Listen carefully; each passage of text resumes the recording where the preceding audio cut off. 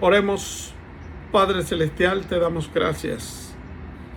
Una vez más, estamos reunidos para adorarte, para glorificarte y también para ser enseñados. Ayúdanos, abre nuestros entendimientos y permítenos, oh Padre Celestial, poder nosotros también captar cuál es tu voluntad en lo que nosotros estamos haciendo, tratando de perfeccionar mejor nuestra fe y de recibir un poco más de información para cada caso.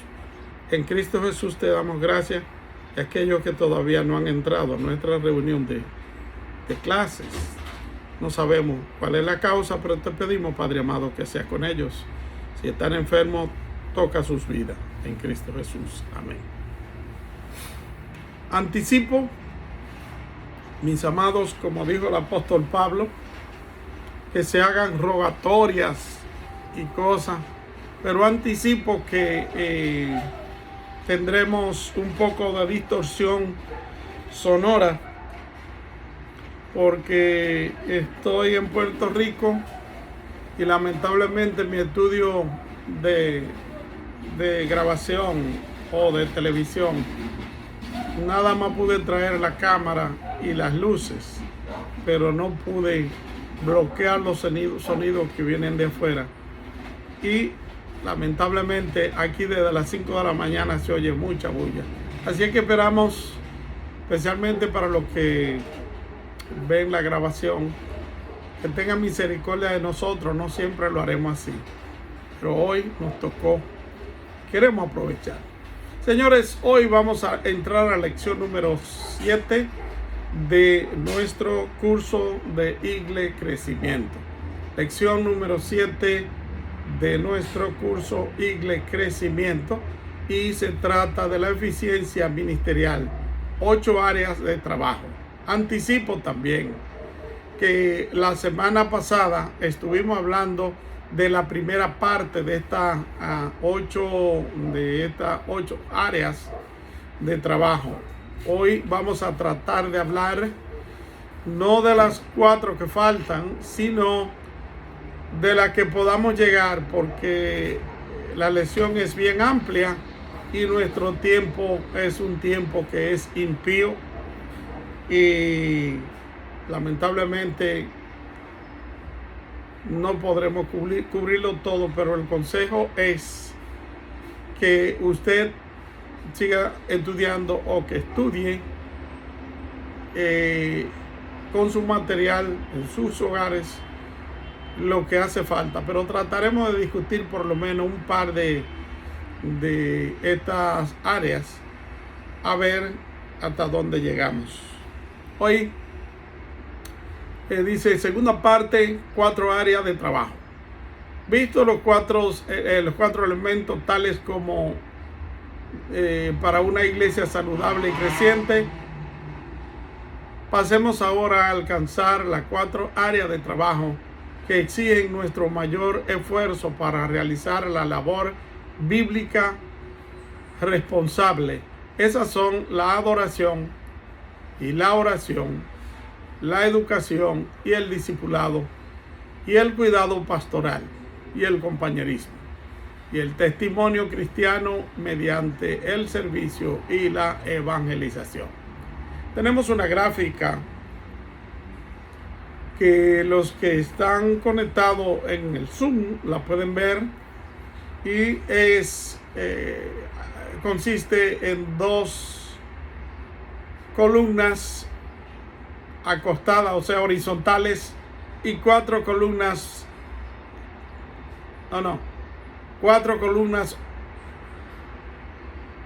horizontales, 2 y 4 verticales. Entonces la primera columna vertical, en la horizontal dice salud y crecimiento. En la otra columna de abajo dice Iglesia de Jesucristo. Entonces adoración es nuestra primera columna, discipulado nuestra segunda columna, compañerismo nuestra tercera columna, y nuestra cuarta columna, testimonio. Cuando comenzamos o cuando yo comencé a trabajar en el área de preparación de líderes en la República Dominicana, hace ya unos 2 o 3 años,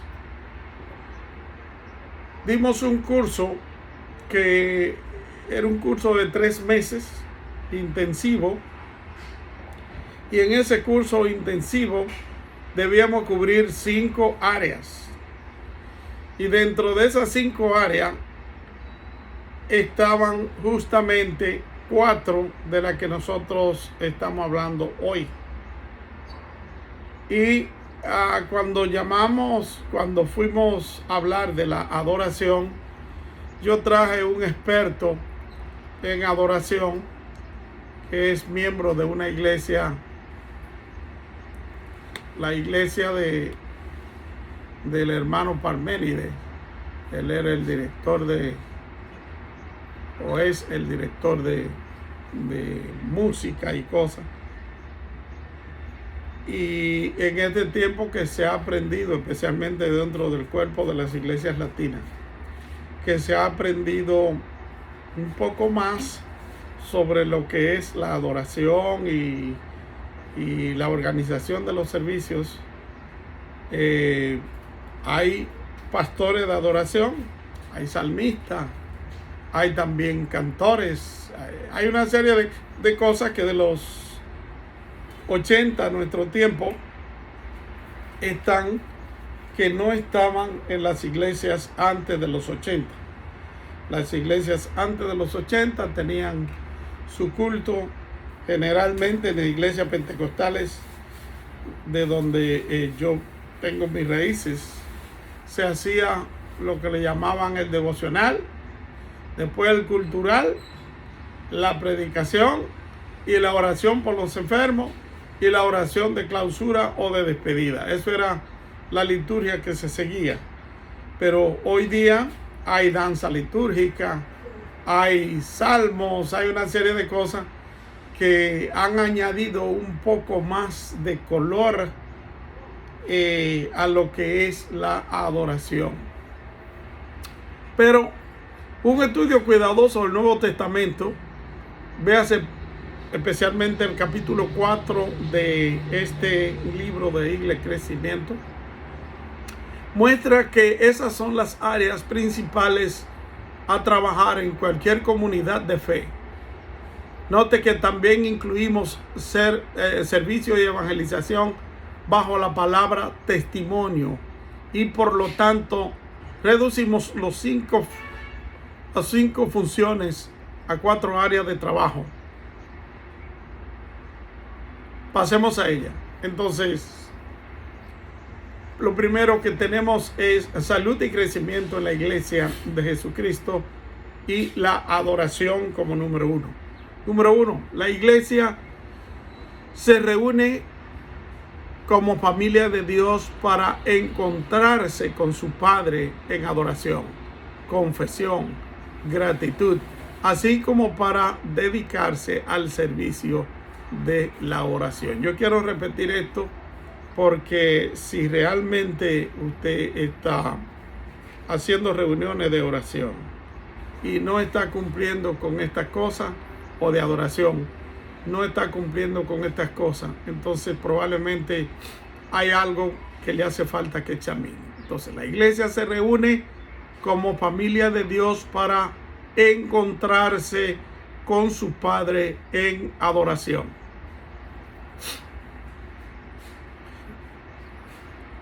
¿Por qué razón nosotros nos reunimos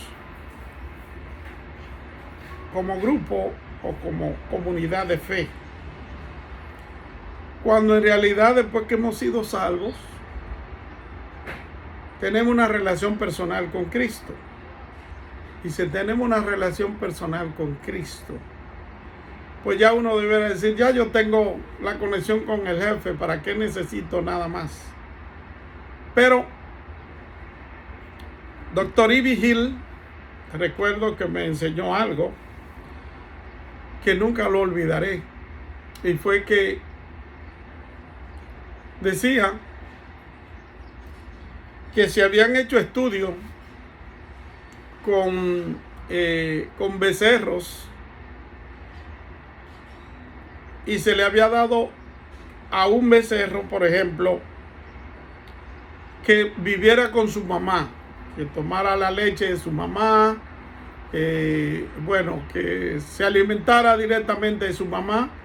Entonces el otro becerro lo separaron, y por 6 meses la prueba era saber si se le dan todos los nutrientes que tiene la leche materna, y se le da el mismo cuidado en laboratorio como si tuviera una mamá postiza, algo así, haciendo el trabajo de una mamá natural, para compararlo entonces en 6 meses. En 6 meses se reunieron nuevamente, reunieron los dos becerros, y se dieron cuenta que el becerro que había sido amamantado por su mamá era un becerro juguetón, era un becerro libre, era algo como que sentía la libertad y se consideraba dueño del ambiente en que se movía. Sin embargo, el otro, que se le había dado todo el cuidado científicamente parecido al de la mamá, era como más lento, era como más tímido, aunque estaba bien de salud, pero como que no se le sentía la salud. Y el hermano utilizaba esta ilustración para decir que lo mismo sucede en la iglesia. Nos congregamos y no sabemos por qué nos congregamos.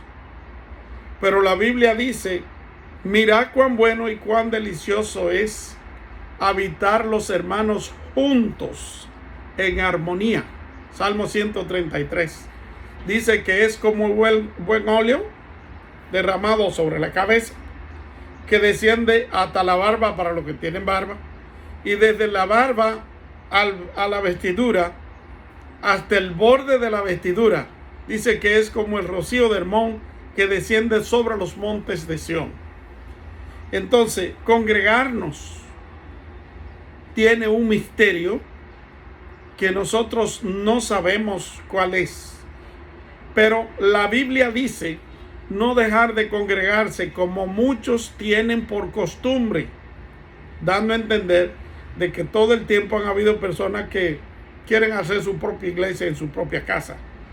Entonces, en cuanto sea posible a nosotros hablar de lo que es la congregación de los santos, se debe de cumplir con este tipo de, ¿cómo llamaremos? Ritual de reunirnos como familia, porque hay un misterio allí, y todos, desde Jesucristo hasta nuestro tiempo, todos los hombres y mujeres de fe que han sido populares, o que han crecido, o que de alguna manera han llegado, como se dice en buen dominicano, a ser alguien. Yo creo que uno no es alguien por lo que tiene, pero bueno, han sido personas que han cumplido con esto. Y si ellos han cumplido y le ha favorecido, ¿por qué nosotros entonces no lo promovemos? ¿Por qué nosotros no lo cumplimos si hay bendición en esto? Puede que muchas personas no quieran congregarse con otras personas porque quizás ha tenido algún problema, alguna cosa así. Pero los problemas no deben de ser tan grandes que nosotros hayamos perdido la bendición de la congregación, como la Biblia dice, con los demás hermanos. Así que nos reunimos como familia de Dios para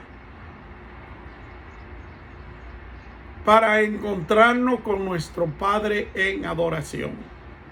Como familia de Dios nos reunimos, no individualmente, aunque se hace individualmente, pero colectivamente se hace con el propósito de reunirnos en adoración en primer lugar, en confesión y gratitud, así como para dedicarse al servicio de la oración. Repito, adoración, confesión, gratitud, así como para dedicarse al servicio de la oración.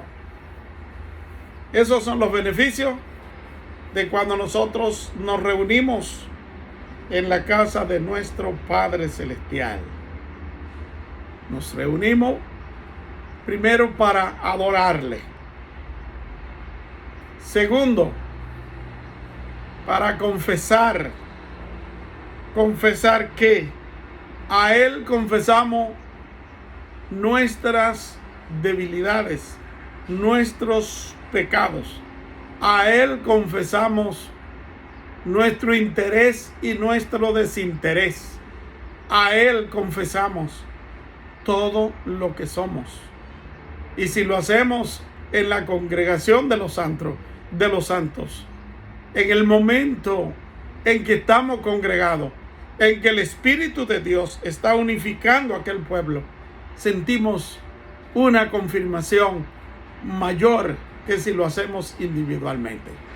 Entonces, confesar también no es simplemente confesar nuestras faltas. Confesar también es testificar de lo que Dios ha hecho con nosotros, de lo que el Señor hace a través de su palabra. Entonces, en gratitud, hablamos en clases anteriores de que si somos salvos, ¿por qué nos reunimos en la iglesia?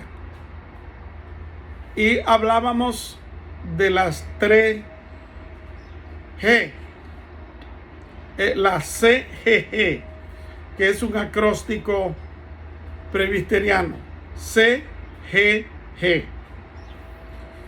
Ese acróstico dice que la C es la culpa, la G primera es la gracia y la G tercera es la gratitud. Interpretamos. Nosotros vamos a Cristo porque somos culpables delante de Dios de nuestros pecados. No somos culpables delante de Dios porque Dios nos llevó a eso. No, nosotros vamos delante de Dios porque nuestros pecados nos han llevado al punto de separarnos de Dios y tenemos que declarar que somos culpables o reos de muerte. Por el pecado tenemos que morir por nuestra propia culpa. Entonces, somos culpables. La pregunta es, ¿somos culpables o no somos culpables? Porque para muchos, no son culpables. Yo no tengo la culpa de ser un matón, yo no tengo la culpa de ser un ladrón, yo no tengo la culpa de ser un pecador, yo no tengo la culpa. Incluso muchos dicen, yo no soy pecador. Esos viven en otro planeta porque en esta tierra la Biblia dice que no hay uno que no sea pecador. Entonces, si somos culpables con la primera letra, la C, culpa, viene la segunda letra que es gracia. La gracia de Dios ha sido derramada para salvarnos. La gracia de Dios nos ha traído a Cristo Jesús, no por obra, para que nadie se gloríe.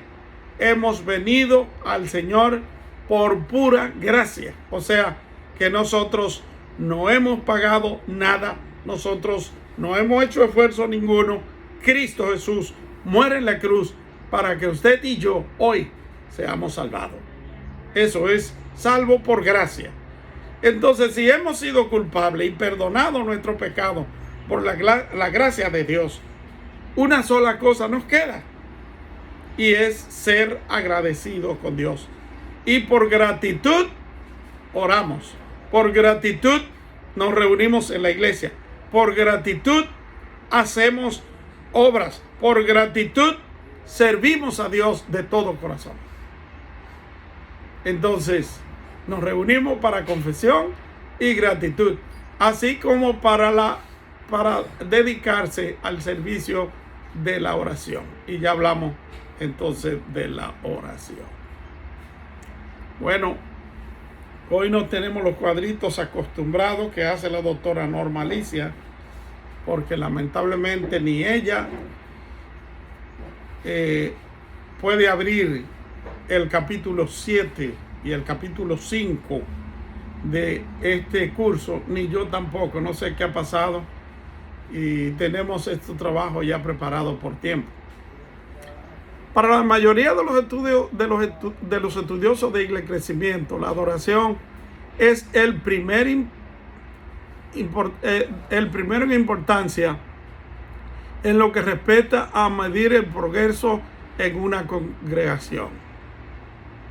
Es cuando se reúne el pueblo de Dios para adorarlo y escuchar su palabra. Se reúne para adorar a Dios y escuchar su palabra. He oído de personas que dicen: el Espíritu Santo me ha dicho, Dios me ha dicho que no predique hoy. Entonces me parece como que hay algo que está faltando allí. Porque si nosotros vamos a la iglesia, vamos justamente para adorar a Dios y para escuchar su palabra. ¿Cómo habla Dios? Dios habla diariamente a nuestra vida a través de su palabra. No podemos entonces decir que Él se negó a hablarnos. No. Vamos a la iglesia porque allí escuchamos la palabra de Dios. Aunque la adoración como tal no está limitada al tiempo ni al espacio del culto público, es en ese momento en que podemos calibrar cómo van las cosas en la iglesia.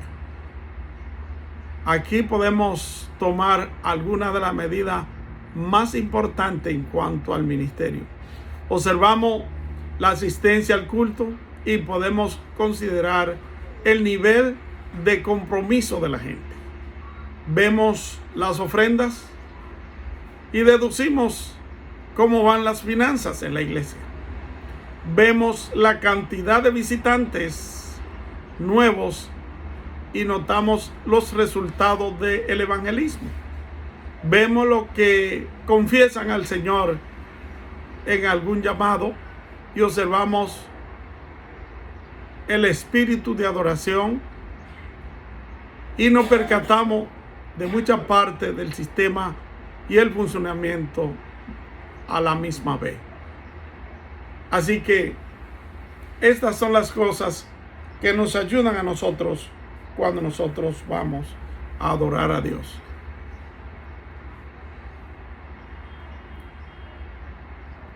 Tengo aquí algo que me gustaría leerlo.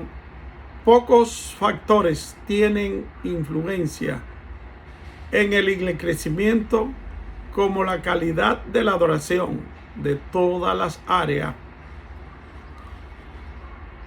de la vida de la iglesia. La adoración debe recibir la mayor atención. Cuando ella llena las necesidades de la gente, la iglesia crecerá. Cuando llena las necesidades de la gente, la iglesia crecerá. No se olviden que tenemos el lema: yo sembré, Apolos regó, pero el crecimiento lo da Dios. ¿Qué sucede en el tiempo de adoración? ¿Qué sucede en el tiempo en que nosotros vamos a la iglesia? No lo sabemos. Pero lo que sí sabemos es que lo que sucede es bueno y fortalece nuestro espíritu. Una persona que verdaderamente es creyente en Cristo Jesús se muda a alguna ciudad y lo primero que anda buscando es dónde hay una iglesia. Y dicen, es que son fanáticos. No es fanatismo. Es que nosotros hemos aprendido de que hay que ir a la casa de Dios para recibir bendición. En la clase pasada preguntábamos a Sandy ¿Por qué era necesario cuando se llegaba a una comunidad abrir una iglesia? Y el hermano Sandy decía, bueno, porque tal como hay escuelas, hay una serie de cosas que funcionan en una comunidad, hace falta una iglesia para que la gente que tiene la necesidad espiritual encuentre en la iglesia el remanso de paz que su alma necesita. Y por esa razón es que cuando llegamos a cualquier cristiano, cuando llega a un lugar, en cualquier país y en cualquier idioma, lo primero que hace es buscar dónde hay una iglesia, dónde puedo ir. Incluso hay personas que se han congregado en iglesias que no son de su propia denominación cuando llegan a algún lugar. Pongamos, muchos se han tenido que congregar quizás en una iglesia católico romana siendo cristianos, o quizás han tenido que congregarse en una iglesia metodista o adventista, porque esa es la iglesia que hay en ese lugar. Y mientras tanto, hasta que el Señor le provea otra cosa, pues es el lugar donde usted va a ir a tomar lo que está bueno de parte de Dios y decir, Señor, heme aquí. Aquí estoy. ¿Qué tienes para mí? ¿Cómo me va a hablar? ¿Qué mensaje tiene para mí? Me gustaría saber qué opinan ustedes con relación a ese último punto de cuando somos nuevos en un barrio, en una comunidad, en una ciudad, en un país. ¿Cuál ha sido su experiencia? Porque yo puedo contarle varias, pero ¿cuál ha sido la suya? Dígala y no se avergüence.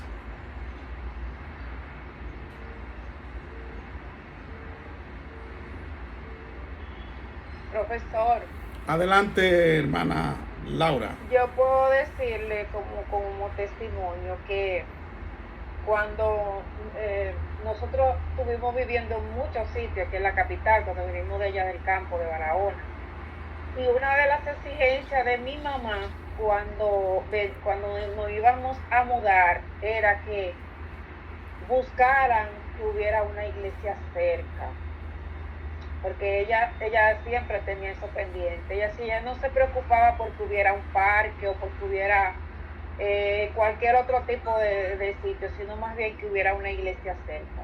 Uh-huh. Esa era la exigencia de ella. Hay una iglesia cerca, entonces ahí nos mudábamos. Exactamente. Yo viví en Connecticut y había una iglesia que estaba al lado de mi casa, o sea, pared con pared. Había una iglesia bautista. Y cuando yo no iba a la iglesia que yo estaba ayudando, que estaba a 200 kilómetros, y yo iba casi todos los domingos, el día que yo no iba por alguna razón, por una nevada o algo así, solamente cruzaba el pasillo y entraba a la iglesia. El pastor me fue a visitar, tomamos café juntos. Él quería que me hiciera miembro de esa iglesia. Digo, no, yo no puedo hacerme miembro de esta iglesia porque yo tengo un liderazgo con una cantidad de iglesias. Perdón. Y hoy estoy, pero mañana no puedo estar. Además de eso, tengo un compromiso. Yo soy líder de diferentes iglesias. Y no ando buscando una membresía, yo ando buscando una iglesia donde cuando no hay servicio en la iglesia donde yo debo ir, encontrar un lugar donde me alimente espiritualmente. ¿Algún otro comentario?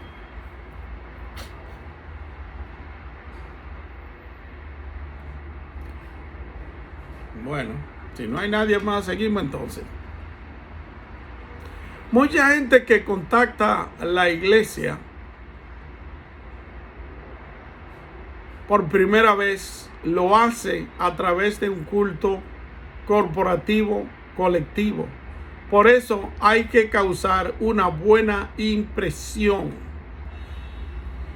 Estamos hablando aquí de la bienvenida que se le da a un creyente o no creyente que llega a una iglesia por primera vez. Hay lugares que usted va por primera vez y que usted siente como que algo extraño sucede allí porque usted como que no siente que encaja. Por alguna razón usted se siente como extraño dentro de aquel grupo, y aunque son creyentes igual que usted, y a lo mejor son de su propia denominación y todo, pero hay algo como que no encaja. La culpa no la tiene el Señor. Jesucristo no tiene la culpa, el Espíritu Santo no tiene la culpa, Dios el Padre no tiene la culpa, la Trinidad no tiene la culpa. La culpa la tenemos nosotros, que no hemos preparado un ambiente en que el visitante por primera vez se sienta que llegó al lugar que andaba buscando.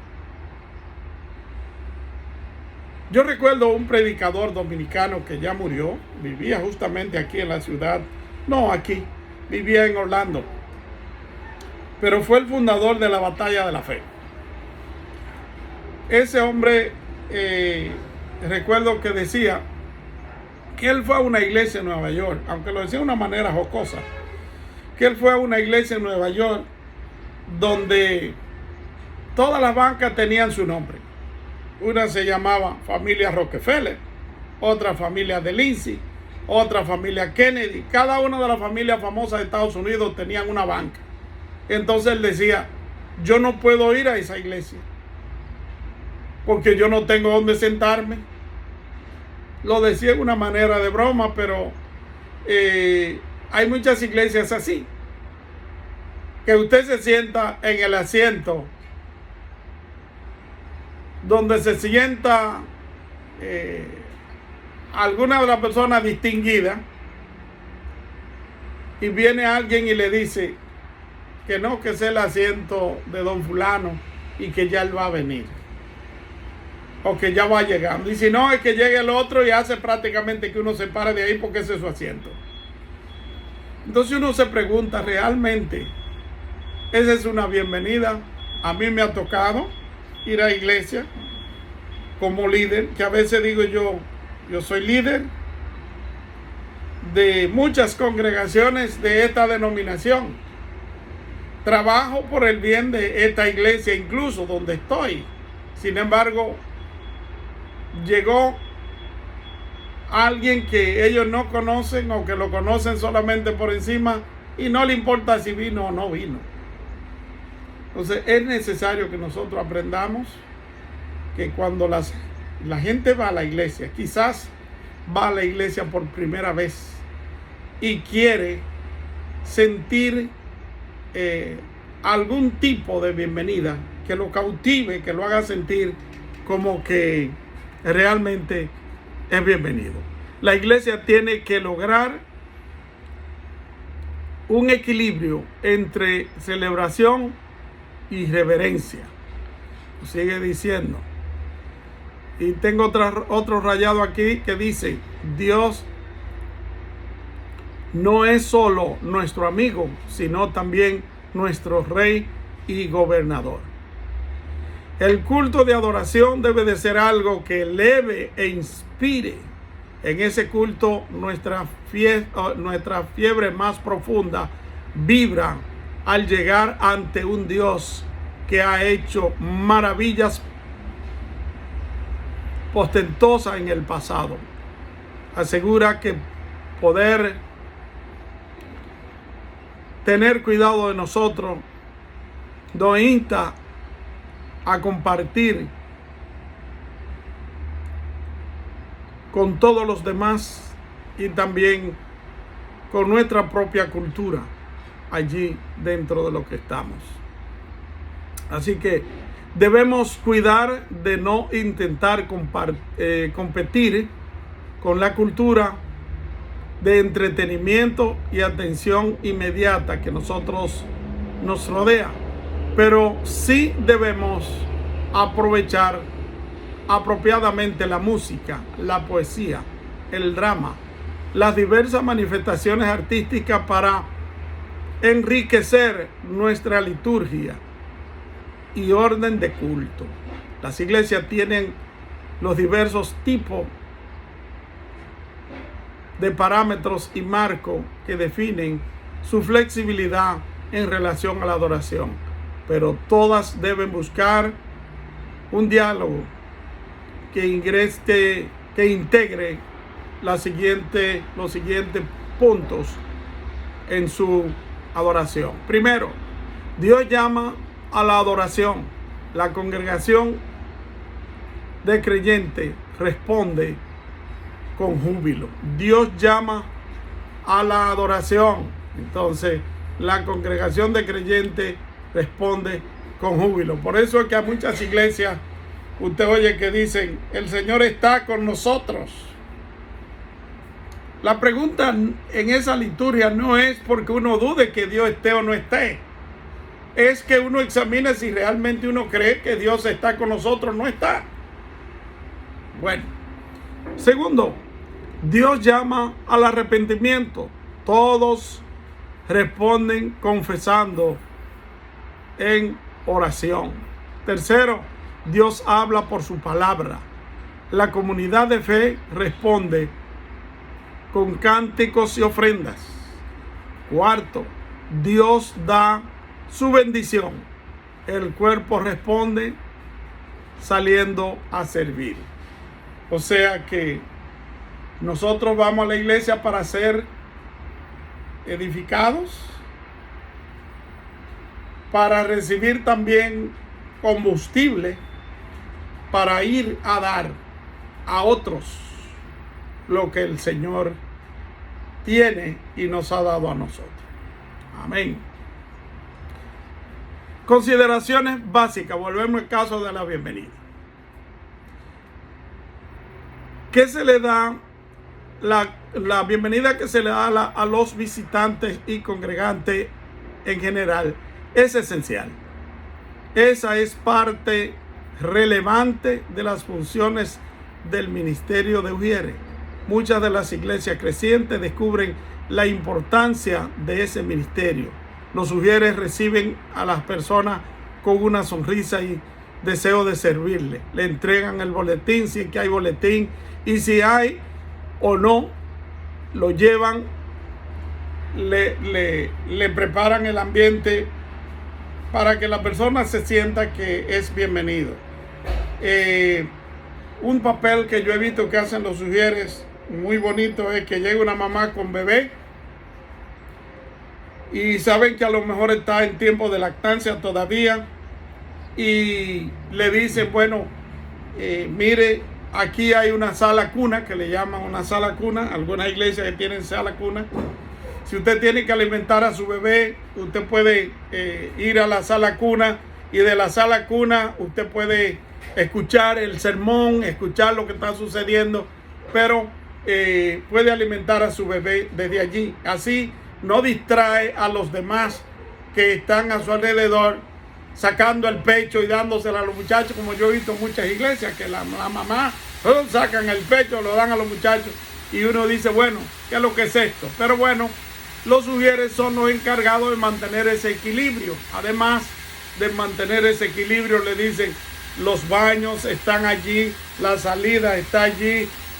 Cuando se lea la Biblia, aquí hay una Biblia. Si hay ignario, aquí hay un ignario. El punto es que la gente se siente que realmente ha llegado a un lugar donde lo tienen en cuenta y donde va a aprender y donde va a recibir algo bueno de parte de Dios.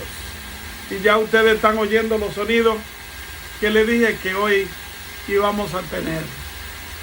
Así que si usted no tiene ministerio de Ujieres en su iglesia es una iglesia ya más o menos de un número considerable, piense en tener uno o dos Ujieres que sean entrenados para que puedan cumplir con esa función de ayudar a los nuevos creyentes, de ayudar a los que llegan a estar, a sentirse bienvenidos en la iglesia.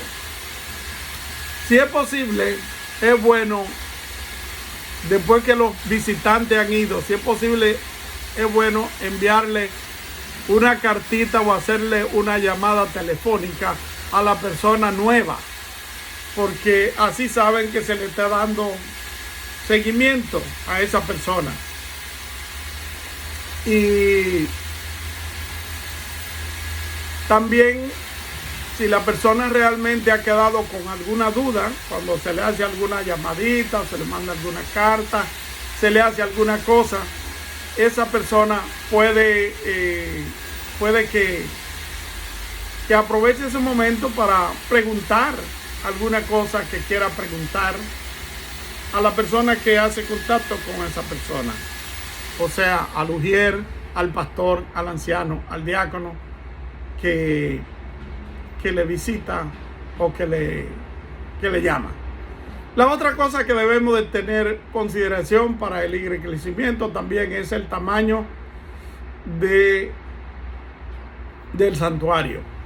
Hemos hablado de esto ya en conversación ministerial y hemos hablado en otros cursos del tamaño del santuario. La gente que sabe de crecimiento dicen que siempre se debe tener un santuario en que quede por lo menos un 20% de los asientos disponibles para cuando llegue alguna visita. No quiere decir que hay que dejarle la parte de atrás a la visita, no, de ninguna manera. El ujier se encarga de llevarlo a un lugar específico, a un lugar estratégico para que esa persona se sienta cómoda. Pero los expertos en crecimiento dicen que si se está levantando una iglesia, o si se tiene una iglesia en el que todos los asientos están llenos, el visitante llega y el visitante se siente incómodo porque se ve muy cerca de los demás, a lo mejor no tiene dónde sentarse y cosas así. Y hay que tener en consideración de que si hay espacio libre, el nuevo que llegue puede sentirse con un poco más de libertad. Entonces se considera que el 80% de los asientos deben de ser ocupados. Y cuando ya su iglesia llegue a que el 80% de los asientos están ocupados, es tiempo de ir pensando en otro servicio o quizás pensando en ampliar un poco más el lugar de adoración. Eso es lo que recomienda. Todo se hace si se puede, todo se trata si hay posibilidad, pero esos son claves que dan los muchachos que saben de eso. No permita que la falta de espacio sofoque el crecimiento de su iglesia. La predicación bíblica y sólida es esencial para una iglesia saludable. Los mensajes deben llegar tanto a la cabeza como al corazón. Primero llegan aquí en la cabeza y entonces tiene que pasar al corazón. Muchos de nosotros a veces predicamos un mensaje intelectual, muchas citas rebuscadas por ahí, citamos a buenos autores, pero es solamente un ejercicio intelectual, no en el corazón. Lo que importa no es que usted dé una cantidad de citas y que usted dé como el pensador fulano de tal o filósofo dijo. No, lo importante es que lo poco o lo mucho que usted dé, lo poco o lo mucho que usted dé de aquí pueda pasar aquí, de la mente pueda pasar al corazón, porque si se logra hacer una conexión entre la mente y el corazón, estamos llevando a cabo la misión de Dios. Recuérdese que la Biblia habla mucho del corazón. Engañoso es el corazón más que todas las cosas, dice la Biblia.